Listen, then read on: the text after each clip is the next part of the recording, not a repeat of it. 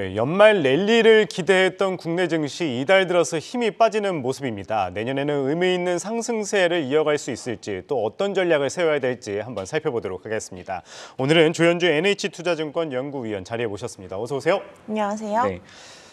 이번 주 가장 중요한 거는 이제 FOMC죠. FOMC를 앞두고 시장 조금은 이제 쉬어가는 모습인데 어떻게 예상을 하십니까?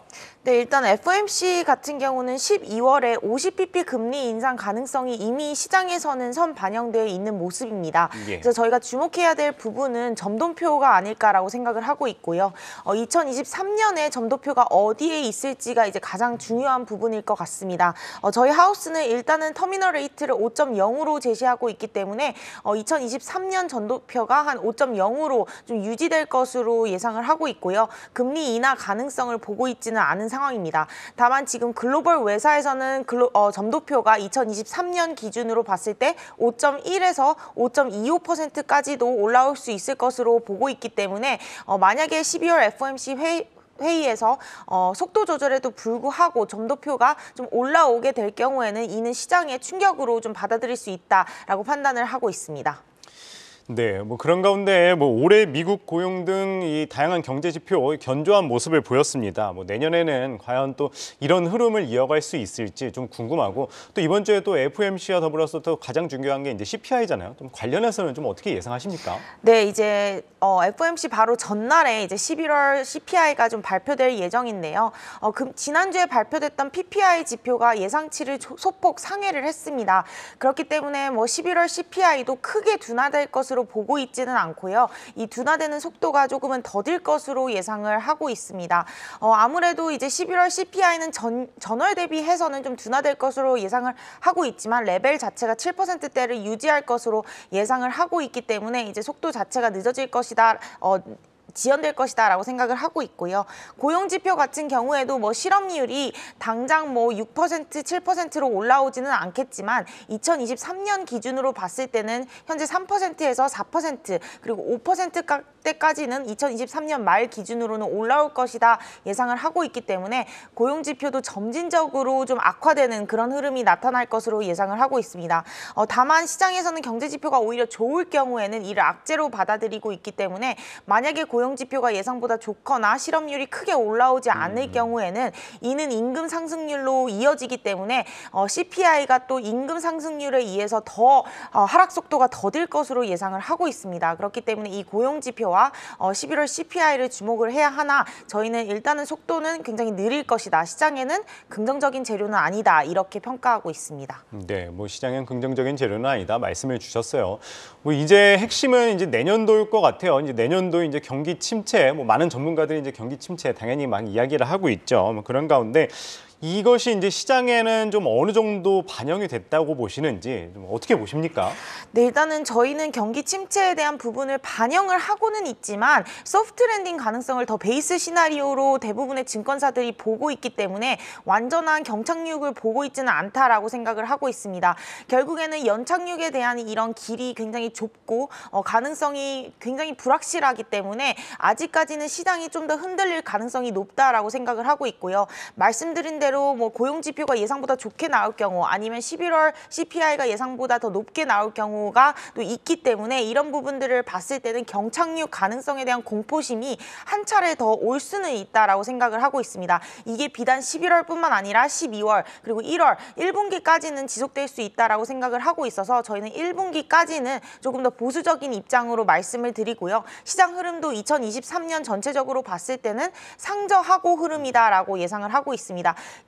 결국에는 경기 침체가 경착륙으로 가는지 하드 리세션이 되는지 여부를 확인하고 난 뒤에 그 다음에 진실된 안도 랠리가 나올 수 있다라고 생각을 하고 있어서 아직까지는 좀 더 보수적으로 접근하자 하단을 좀 더 열어두고 상단은 좀 제한된 그런 흐름을 저희는 전망하고 있습니다. 네, 뭐 내년도 이 상저하고를 말씀 주셨고 뭐 보수적으로 이제 접근한다 말씀 주셨는데 그렇다면 좀 코스피 예상 밴드는 좀 어떻게 보시나요? 네, 저희가 이제 코스피 같은 경우는 2,750을 상단으로 보고 있고요. 하단 같은 경우는 좀 더 많이 내려놓은 상황입니다. 당연히 이제 경착륙이냐 연착륙이냐에 따라서 좀 다르겠지만 일단은 뭐 연착륙 베이스 시나리오로 보고 경착륙에 대한 공포 심리만 봤다면은 저희는 2,100 정도까지 하단을 좀 열어두고 있는 상황이다라고 보실 수 있겠습니다. 네, 그런 가운데 저희 NH에서 내년도 이제 국내 증시에 좀 변곡점이 될 만한 거 크게 이제 2포인트 짚어주셨어요. 이 시기별로 좀 전략 어떻게 세우면 좋을까요? 네, 일단 지금 시장의 흐름은 이제 물가가 고점을 통과했다라는 이 긍정적인 재료와 이 물가가 높은 레벨을 유지하기 때문에 이로 인한 기업들의 실적 둔화라든가 아니면 가게들이 버틸 수 있는지에 대한 성장률에 대한 둔화, 이 두 가지의 부정적 재료와 긍정적 재료가 좀 줄다리기를 하고 있다라고 생각을 하고 있고요. 이런 줄다리기를 하는 과정에서 1분기까지는 변동성이 좀 확대될 수 있는 시장이다, 이렇게 좀 판단을 하고 있습니다. 결국에는 이 줄다리기가 끝나는 변곡점이 물가가 내려오고 성장률이 예상보다는 크게 하드 리세션이 나타나지 않을 경우, 그럴 경우에는 이제 변곡점이 나타나고 시장은 안도랠리를 진정성 있게 좀 이어갈 것이다라고 생각을 하고 있습니다. 그래서 1분기까지는 이런 줄다리기가 나타나면서 하단을 좀 열어두는 전략을 좀 말씀을 드리고 있고 2분기부터는 점차 연착륙 가능성도 있겠구나라는 부분, 물가가 좀 많이 내려오고 생각보다는 기업 디폴트라든가 아니면 가게가 뭐 도산하는 그런 뉴스들이 크지 않다라고 한다면 그때부터는 이제 조금씩 하단을 좀 매수 전략, 저가 매수 전략을 취하는 것이 좋다라고 생각을 하고 있고요. 한 3분기, 4분기까지 랠리가 좀 이어지는 흐름을 보고 있어서 분기별로 봤을 때는 1분기는 좀 보수적으로, 2분기는 하단을 찾는 과정, 그리고 3, 4분기는 랠리를 준비하자, 이렇게 좀 말씀을 드리고 있습니다. 네, 뭐 1분기까지는 이제 좀 보수적으로 접근하고 2분기부터는 이제 좀 어느 정도 하단을 좀 찾으면서 3분기부터 좀 매수에 들어가자 말씀을 주셨어요. 그렇다면은 내년도 저희 NH가 주목하는 업종 어디를 꼽으실까요? 네, 일단은 하반기에 저희가 지수 베팅을 하고 있기 때문에 2023년 하반기에, 그래서 1분기에 주가가 많이 하락할 경우에는 이제 언더밸류된 종목들이 좋다라고 말씀을 드리고 있습니다. 그렇기 때문에 시총 상위 업종들이 결국엔 지수 상승에서 가장 수익률이 좋기 때문에 저희는 시총 상위 섹터를 좀 긍정적으로 보고 있고, 특히 언더밸류가 심한 대형주들, 뭐 인터넷 소프트웨어라든가 아니면 반도체, 조선업종 같은 경우는 언더밸류가 좀 더 크게 나타나고 있기 때문에 오히려 지수가 반등을 할 때는 다 같이 올라올 수 있는 부분이다라고 해서 이 섹터들을 좀 긍정적으로 보고 있고요. 테마적으로 중장기적으로 봤을 때는 뭐 1, 2분기 크게 하락하지 않아도, 뭐 언더밸류에이션이 심하지 않아도 중장기적으로 지수 랠리와 함께 좀 긍정적으로 계속 쭉 추세적으로 이어지는 섹터는 로봇 자동화라든가 아니면 신재생, 이런 애들은 언더밸류가 크지 않더라도 성장 모멘텀이 지속될 수 있다라는 점에서 좀 긍정적으로 보고 있습니다. 또 한 가지는 이제 보수적으로 만약에 경착륙 가능성을 저희가 놓고 본다면은 결국에는 현금 흐름이 좀 풍부한 기업들, 이런 기업들 같은 경우에는 경착륙 시나리오에서도 버틸 수 있기 때문에 이런 기업들은 종목 장세로 좀 다가가자라고 해서 저는 H&M이나 오리온, 그리고 현대건설, 한섬, 현대모비스, 기아, 이런 종목들로 대응하자, 이렇게 좀 말씀드리고 있습니다.